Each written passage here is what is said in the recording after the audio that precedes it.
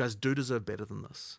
And we will get 326 out as fast as we can. Hey YouTube, how the hell are ya? It's Marv here, and today we're going to talk about GGG, the good guy development studio who's always been transparent with us, always been no pay to win, and always kept us in the loop.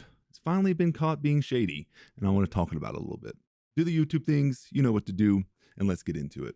So, GGG has always been known for their openness and their transparency in all of their decisions and how they run their company, basically. It's something that has earned them the goodwill that they have with the community. They had a fantastic community manager in the beginning named Bex, and she was always in the community and letting us know and keeping us aware of everything.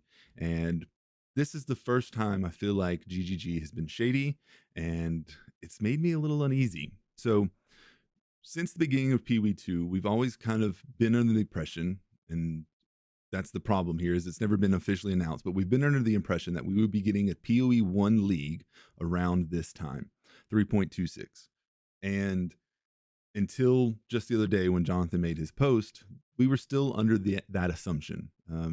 Like I said, it wasn't ever announced or anything like that, but we were under the assumption that we would be getting a PoE 1 league soon, because when they first started talking about PoE 2, they said that PoE 2 would never run into the development cycle of PoE 1.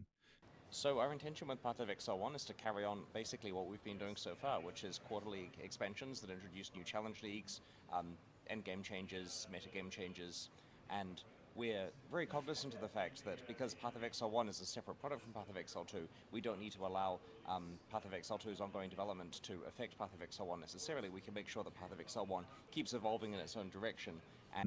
And so they were supposed to be two different games that have a shared end game, but PoE 2's end game or development would never be affected by PoE 1's, and PoE 1's would never be affected by PoE 2, vice versa. And so that's awesome. But we just found out that that's not the case. They've been using PoE 1 devs on PoE 2 since the beginning, and PoE 1 hasn't even been in development yet. And that's just wrong. That's not the GGG that I have learned to grow and love and want to support. They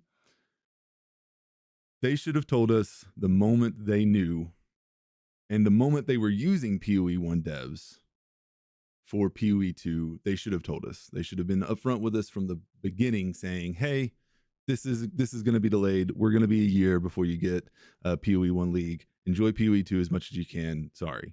But that doesn't have as good of a market strategy on it as launching a game, having it be a pretty good success. There's been some issues, right? The end game's crap. They need to do like the balancing crap. The passive tree is crap. The more in game stuff, but there's still, it's overall, it's a pretty good game, and it's had a really good, people have enjoyed it. And so you bring that game on, you get a good review from that, you get people hyped up, and then you announce the fact that PoE 1 is basically not in development currently. It's like, that's the thing that scares me the most. Is it even, I know that they said they're going to be doing some pre-production stuff, but that's nothing. But it's hard to even think about what PoE 1 needs when PoE 2 has really obvious problems that need fixing.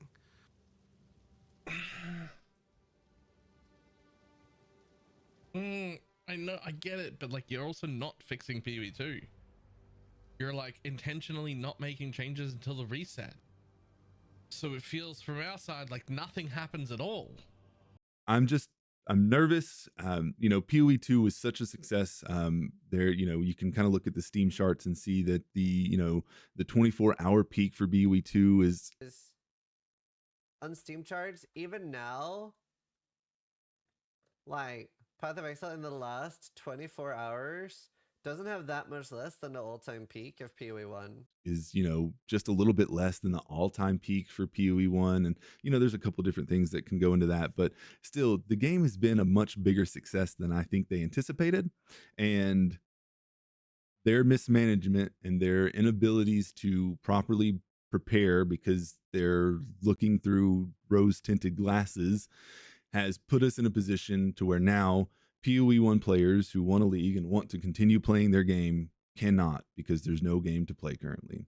And I think that's terrible, and I think that's sad, and I hope that GGG and Jonathan can bring on some extra developers or whatever it takes to get this sorted and get this straight.